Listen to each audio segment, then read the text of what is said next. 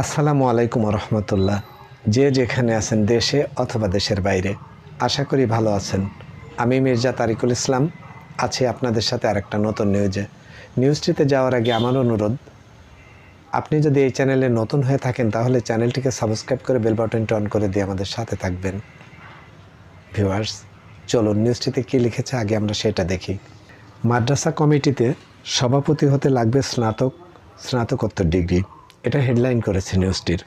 বেসরকারি মাদ্রাসা শিক্ষা প্রতিষ্ঠানের অ্যাডহক কমিটি ও গভর্নিং বডির সভাপতি হতে হলে নির্দিষ্ট শিক্ষাগত যোগ্যতা থাকা বাধ্যতামূলক করেছে শিক্ষা মন্ত্রণালয়। এক্ষেত্রে আলিম ও সমমানের মাদ্রাসার ক্ষেত্রে সভাপতি প্রার্থীকে অবশ্যই কামিল অথবা স্নাতকোত্তর ডিগ্রিধারী হতে হবে। কারিগরি মাদ্রাসা শিক্ষা বিভাগ সূত্রে জানা গেছে, গত 6ই জানুয়ারি জারি করা এক প্রজ্ঞাপনের মাধ্যমে এই নতুন নিয়ম কার্যকর করার জন্য মাদ্রাসা শিক্ষা বোর্ডকে নির্দেশনা দেওয়া হয়েছে। এরই ধারাবাহিকতায় গত 28 এপ্রিল মাদ্রাসা শিক্ষা বোর্ড ও এ বিষয়ে একটি স্পষ্টীকরণ বিজ্ঞপ্তি প্রকাশ করে। বিজ্ঞপ্তিতে উল্লেখ করা হয়েছে, মাদ্রাসা শিক্ষা বোর্ডের প্রবিধানমালা অনুযায়ী অ্যাডহক কমিটি গঠনের ক্ষেত্রে সভাপতি মনোনয়নের সময় এই শিক্ষাগত যোগ্যতা বিবেচনা করতে হবে। আলিম পর্যায়ে মাদ্রাসার জন্য কামিল অথবা স্নাতকোত্তর এবং দাখিল পর্যায়ে মাদ্রাসার জন্য ফাজিল অথবা স্নাতক ডিগ্রিধারী কেবল সভাপতি পদের জন্য বিবেচিত হবেন। একই সঙ্গে এই নতুন নিয়ম বাস্তবায়নের জন্য মাদ্রাসা শিক্ষা বোর্ড তাদের আওতাধীন সব মাদ্রাসার অধ্যক্ষ, সুপার এবং পরিচালনা কমিটিকে অনুরোধ জানিয়েছে।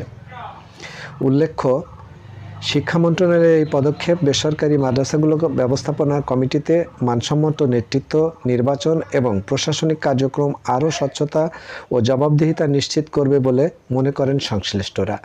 ভিউয়ার্স, এই ছিল এই নিউজটি প্রকাশ করেছে ঢাকা পোস্ট। ঢাকা পোস্টের থেকে সূত্র নিয়ে নিউজটি আপনাদের সামনে আমরা তুলে এনেছি। ভিউয়ার্স, এই ধরনের গুরুত্বপূর্ণ নিউজগুলো পেতে শিক্ষা বিষয়ক আমাদের সাথেই থাকবেন। চ্যানেলটিকে সাবস্ক্রাইব করে বেল বাটনটি অন করে দেবেন নতুন নতুন নিউজ পেতে। ভালো লাগলে শেয়ার করে দেবেন সবাইকে দেখার জন্য।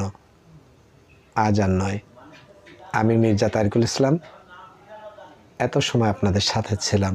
ভালো থাকবেন আপনারা, যে যেখানে থাকবেন, দেশে অথবা দেশের বাইরে।